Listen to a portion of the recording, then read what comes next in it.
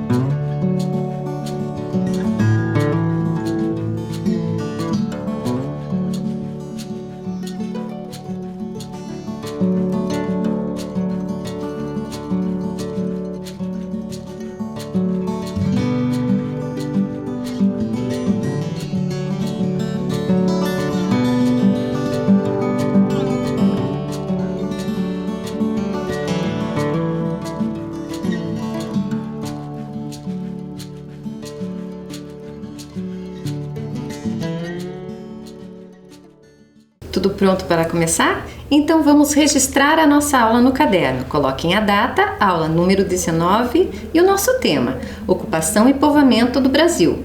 Hoje vamos falar sobre os bandeirantes. Um tempo para você registrar.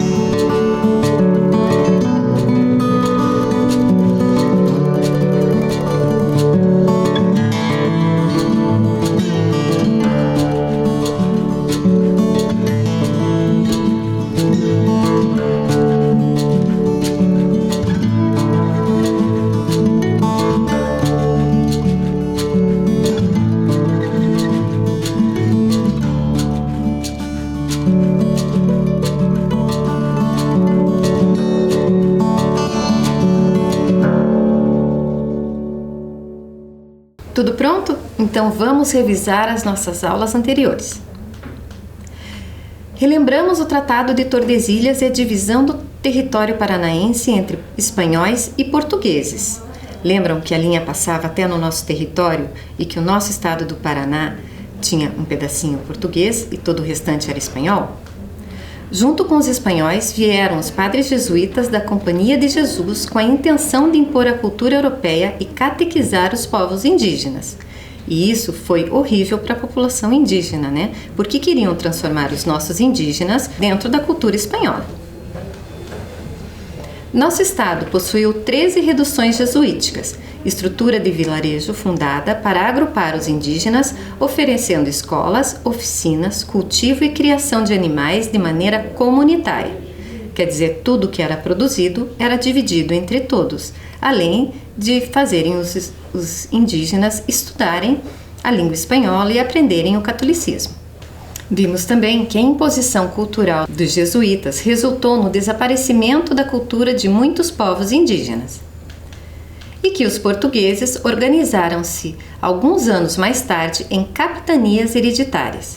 Então, nesse contexto de um Brasil agrícola, vai aparecer a figura dos bandeirantes. E quem eram eles? Eram homens livres, líderes paulistas, porque São Paulo naquela época era uma vila pequena e pobre. Organizavam expedições denominadas bandeiras e atuavam na captura de escravizados fugitivos. Prestem atenção nas roupas que eles estão usando nessa imagem. Vocês conseguem observar direitinho?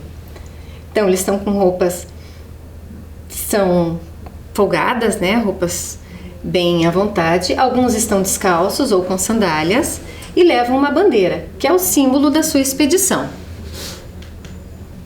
Eles aprisionavam também indígenas e buscavam pedras e metais preciosos no interior do Brasil.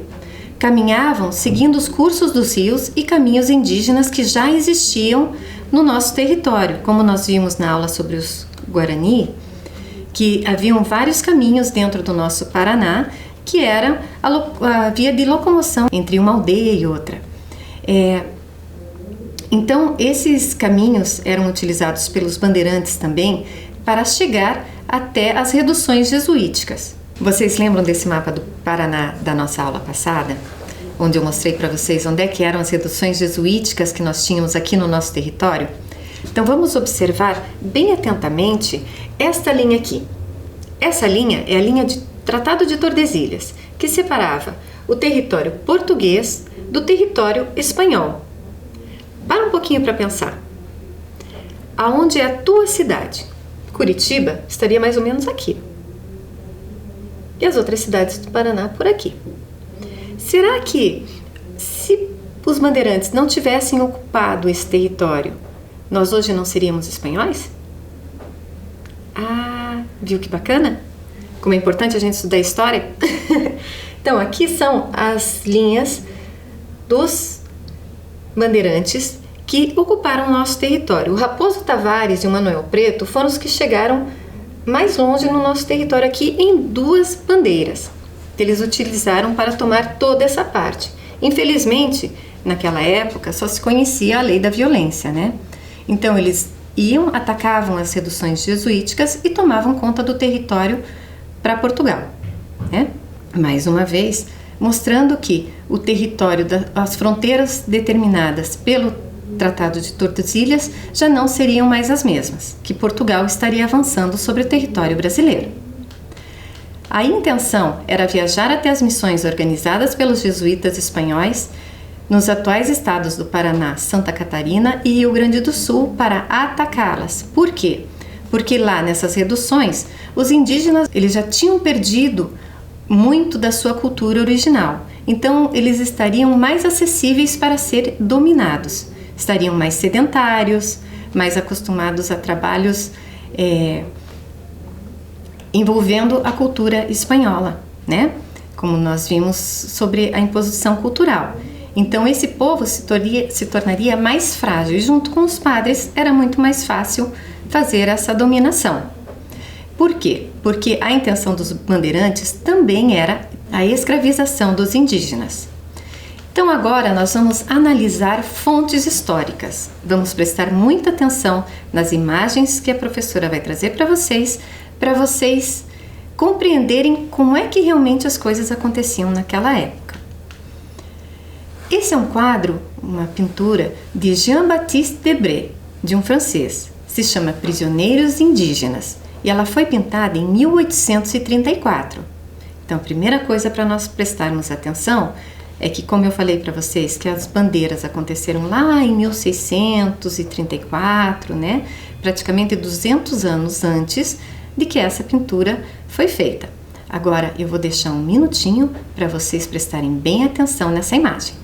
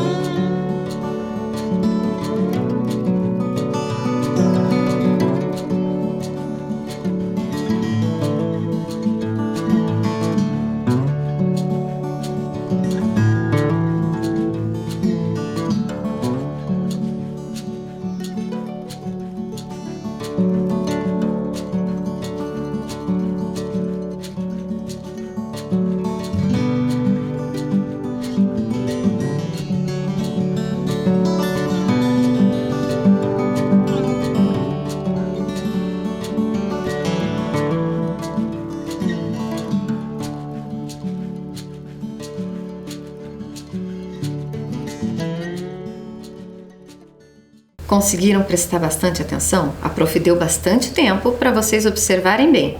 O que vocês prestaram atenção? Nas roupas? Nos calçados?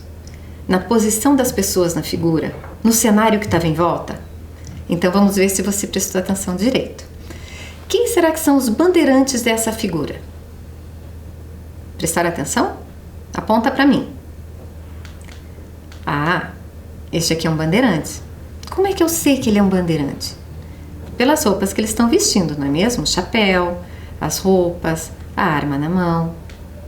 Este aqui também é um bandeirante. E tem mais um bandeirante logo atrás dele. Prestar atenção nos pés? Como é que eles estão calçados? Não estão calçados, não é mesmo? Eles estão descalços. Ó, os bandeirantes estão descalços. Ah, e esses também estão descalços. E este grupo, quem são? São indígenas? O que eles aparentam ser enquanto grupo? Tem 2 adultos e 4 crianças. Parece que foi uma captura de uma família, não é mesmo? Ó, arma na mão. Arma na mão. O indígena está armado? O indígena não está armado. Mas prestaram atenção ali onde eu coloquei a flecha? Tem um cordão. O que será que esse cordão está fazendo? Está amarrando eles, não é mesmo? Isso indica nesse quadro que eles são prisioneiros. Triste, não é mesmo? E observaram que eles estão um atrás do outro em fila indiana? Eles andavam exatamente assim. Os bandeirantes se organizavam para andar nos caminhos em fila indiana, como os indígenas. Mas quem eram esses bandeirantes, afinal? A gente viu que eram paulistas, né, a mando da coroa portuguesa. Mas na verdade, eles eram mestiços, eles eram filhos de indígenas com portugueses. E eles andavam com roupas confortáveis e descalços, como a gente observou na figura. Andavam em fila indiana como os indígenas e usavam armas de fogo e arcos e flechas também, porque eles tinham recebido, até mesmo dentro da sua família, tanto um pouco da cultura indígena quanto da cultura portuguesa. Prestaram bastante atenção?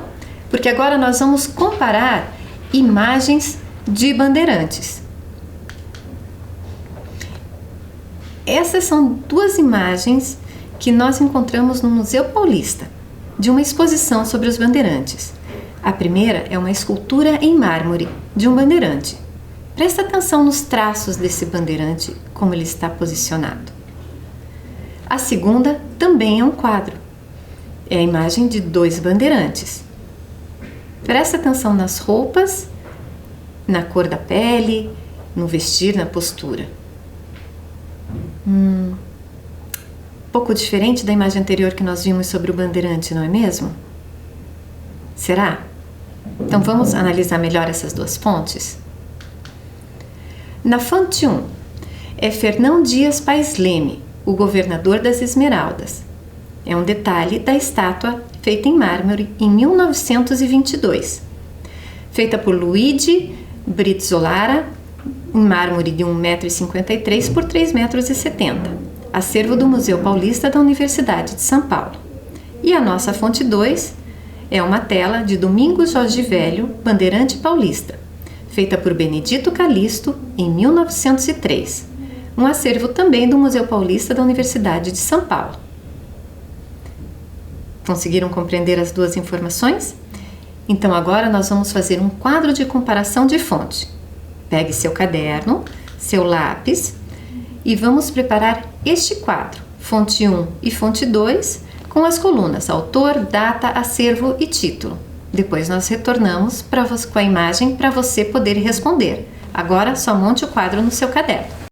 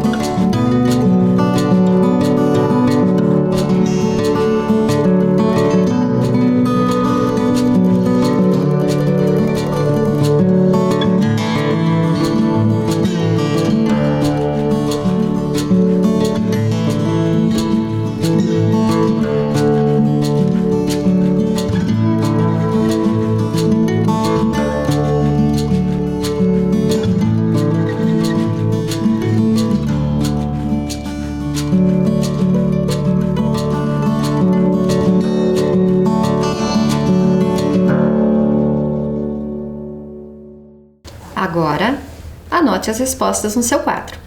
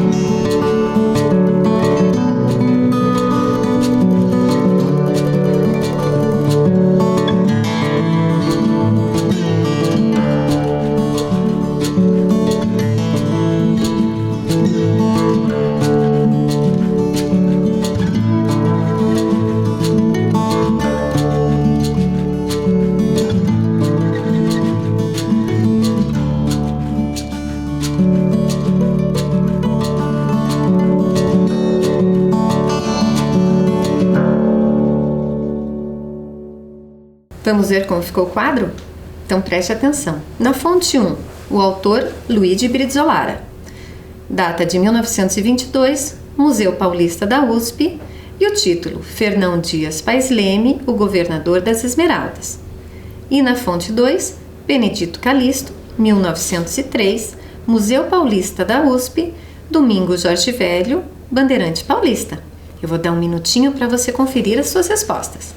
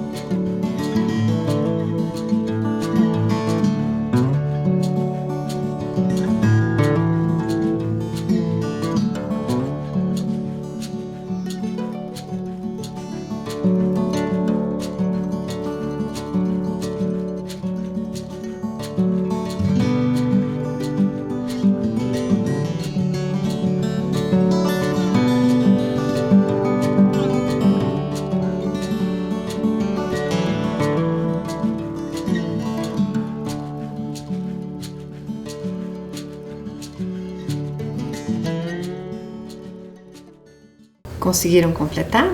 Muito bem. Então agora nós vamos para a nossa terceira fonte. É um texto descrevendo a ação dos bandeirantes. Prestem atenção. Os bandeirantes viveram entre os séculos XVI e XVIII. Os padres jesuítas e as autoridades portuguesas deixaram muitos relatos sobre a violência dos bandeirantes e a ferocidade com que atacavam as missões religiosas, aldeias indígenas e quilombos. Não existem imagens desses homens produzidas na época em que eles viveram. Isso nos faz pensar, não é mesmo? Se não foram produzidas imagens deles na época, por que será que eles estão reproduzidos desta forma? Prestem bem atenção. Outra coisa que eu quero que vocês prestem atenção, essas duas imagens dão a entender que eles eram filhos mestiços de portugueses com indígenas. Também não se parece muito, não é mesmo? E nessa imagem aparece que eles eram homens violentos que atacavam as reduções jesuíticas com ferocidade, como a nossa fonte 3 nos mostra? Muita coisa para pensar. Então agora eu quero que vocês respondam no seu caderno essa questão. As imagens da pintura e escultura foram produzidas no mesmo período em que os bandeirantes viveram?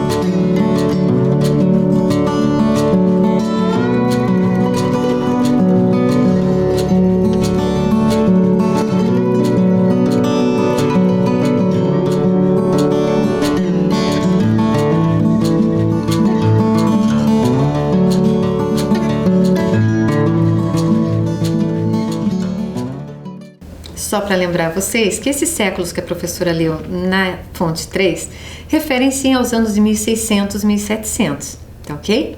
Então, mais uma informação para a gente analisar. Essas representações que condizem, né, com as descrições que nós temos dos bandeirantes, nós temos uma descrição dos mestiços, né? Mas essas aqui, o que parece para vocês? Está mais parecido com os nossos mestiços, com os nossos indígenas, ou está mais parecido com o povo europeu? Um tempinho para você responder no caderno.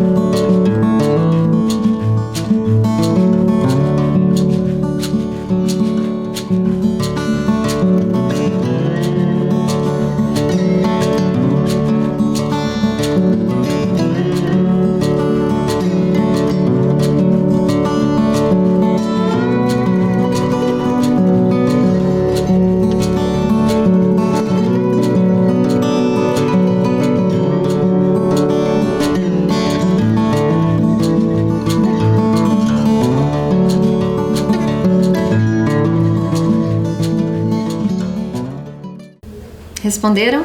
Então, a nossa última análise, porque como é que nós sabemos que os bandeirantes eram daquela forma e não dessa das imagens? Porque era assim que os jesuítas escreveram nos seus registros que nós temos, né? A nossa fonte diz que os jesuítas eram desta forma, mestiços, caminhavam descalços, né? Com roupas mais folgadas, porque eles viviam embrenhados na mata. Eu acho difícil que quem trabalhava assim, caminhando nos caminhos da floresta, estaria tão bem vestido e tão limpinho assim. Mas vamos lá. As imagens expressam a violência que os jesuítas narraram sobre os bandeirantes? Olhando essas imagens, parecem homens violentos? Responda em seu caderno.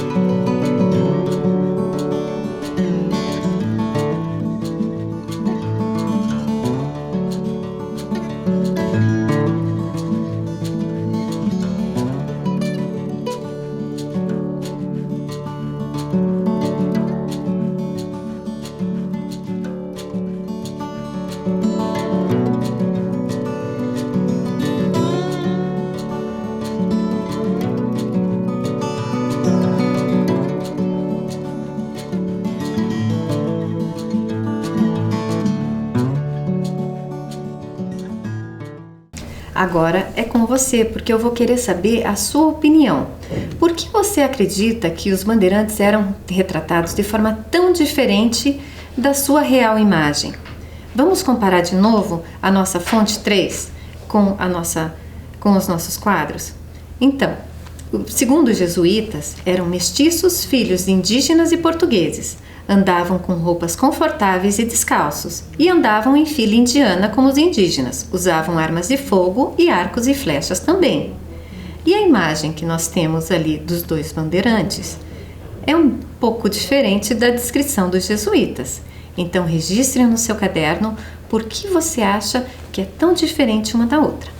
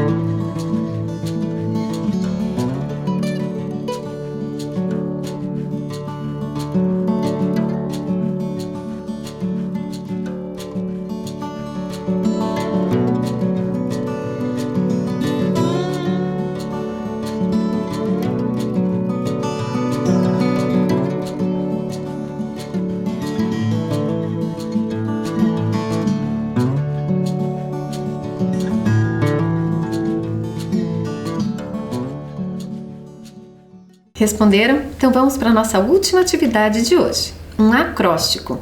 Você já fez um acróstico? Sabe o que é? Lembra quando vocês fizeram, já devem ter feito em português nos anos iniciais, aquela atividade que você pega um nome e escreve para cada letra do nome uma palavrinha referente a esse nome? Por exemplo, se eu pegar o meu nome, Adriana, então na letrinha A do Adriana eu vou colocar alguma palavra que lembre Adriana, no D, no R. Então nós vamos fazer um acróstico histórico hoje, com a palavra bandeiras, tá ok? Então eu quero só que você registre agora no seu caderno a palavra acróstico e essa coluna aqui, a coluna de bandeiras. As palavrinhas nós vamos ver depois, um tempinho para você registrar.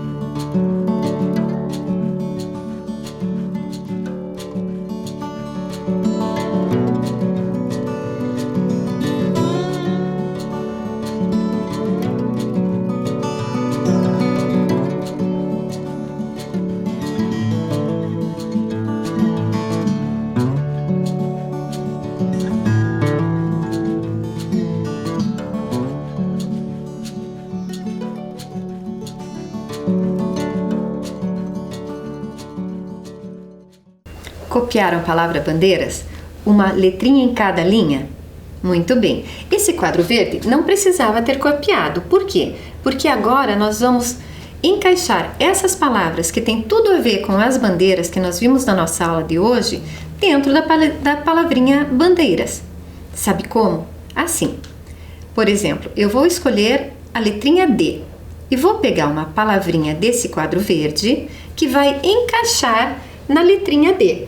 Então, vou ver Brasil, Portugal. Eu quero que vocês analisem palavrinha por palavrinha. Eu escolhi para deixar para vocês a palavra bandeirantes. Então, para encaixar ali pode ser ou a primeira letrinha, ou uma letrinha do meio, ou a letrinha do final. Agora vocês vão procurar uma palavrinha que comece com B ou que tenha a letrinha B para encaixar no B de bandeiras. Depois A, N, vocês vão encaixar essas palavrinhas na nossa bandeira. Um tempo para vocês efetuarem a atividade.